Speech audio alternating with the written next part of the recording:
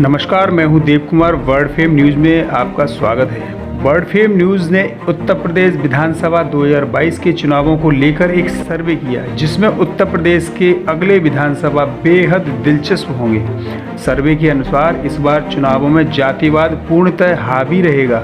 कभी दलित वोट, जो मायावती की पार्टी का पक्का वोट बैंक माना जाता था, अब वह सभी पार्टियों में बंटना निश्चित है। यही हाल पिछड़े समाज का रहेगा। ये वोट सपा व भाजपा की झोली में जाने का अनुमान है।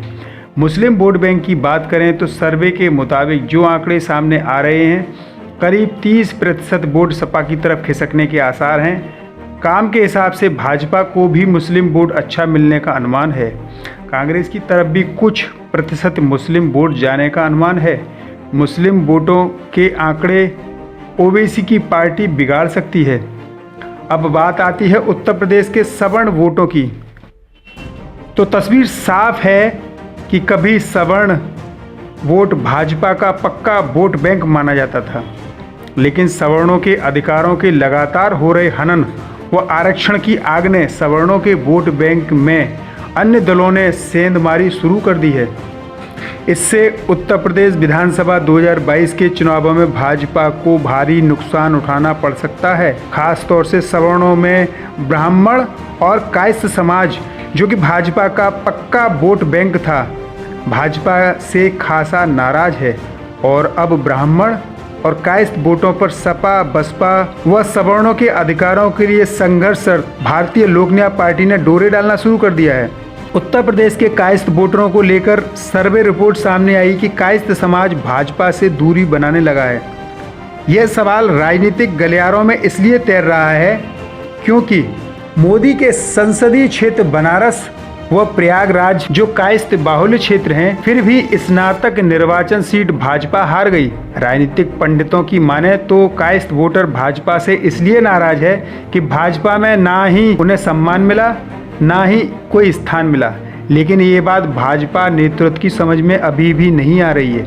लेकिन यही हाल रहा तो उत्तर प्रदेश की 3 दर्जन से ज़्यादा कायस्थ बाहुल्य सीटें जो अभी भाजपा की हैं, इसका असर इन सीटों पर दिख सकता है और भाजपा को बहुत भारी नुकसान हो सकता है। बेशक भाजपा ने उत्तर प्रदेश में कायस्थ समाज से आने वाले सिद्धार्थ नाथ सिंह को भले ही मंत्री बना दिया है, लेकिन उनकी पहचान कायस्थ लीडर की नहीं है। ज़्यादातर लोग तो ये भी नहीं जानते कि सिद्धार्थ नाथ सिंह कायस्थ जाति से आते हैं। हरीशचंद्र श्रीवास्तव के निधन के बाद भाजपा कायस्थ लीडरशिप डेवलप नहीं कर पाई है।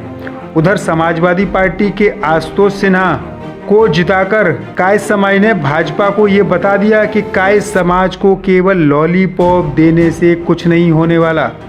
कायस्थ समाज को सदन और सत्ता में भी भागीदारी चाहिए। ये बात सभी दलों की समझ में आ जानी चाहिए।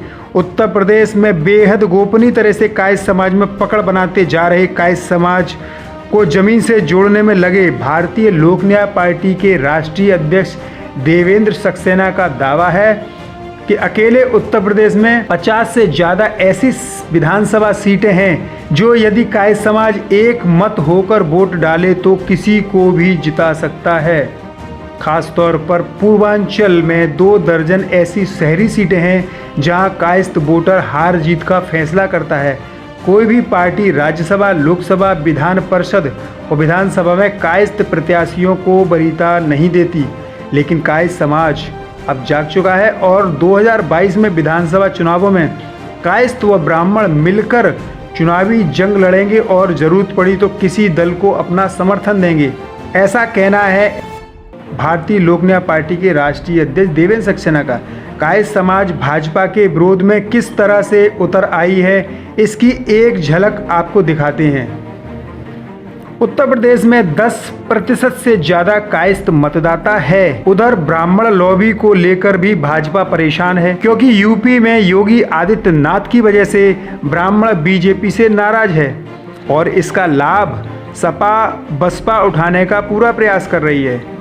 उत्तर प्रदेश में करीब 12% से ज़्यादा ब्राह्मण मतदाता है भारतीय लोक न्याय पार्टी के राष्ट्रीय अध्यक्ष देवेंद्र सक्सेना कहते हैं कि अगड़ी जातियां हमेशा फ्लोटिंग बोट रही है, जिधर चला गया उधर सरकार बनवा देता है। ब्राह्मण कायस्थ इनमें से ही आते हैं। 2007 के चुनावों में मायावती की सरकार पूर्ण बहुमत से इन्हीं फ्लोटिंग बोट की वजह से बनी थी। बीएचयू में राजनीति शास्त्र की पढ़ाई करने के बाद स्थानीय सर्वे में व्यस्त संजय सिंह का भी यही मानना है कि जिधर भी फ्लोटिंग बोट जाता है उसी पार्टी की सरकार बनने की संभावना बढ़ जाती है। किसी टाइम ये फ्लोटिंग बोट कांग्रेस का था और अब आगे क्या होगा ये समय बताएगा, पर सभी दल कायस्थ ब्राह्मण वोटों को मनाने में जुटे हैं। उधर जाट बाहुल्य क्षेत्र में लोकदल के जयंत चौधरी भी सेंधमारी कर रहे हैं। इससे भी बीजेपी काफ़ी परेशान है। अब आगे क्या होगा ये समय बताएगा, पर सभी दल कायस्थ ब्राह्मण वोटरों को मनाने में जुटे हैं। जल्द ही हम आपको बताएंगे कि आगे कौन बन सकता है अगला सीएम। तब तक के लिए बने रहिए हमारे साथ। नमस्कार।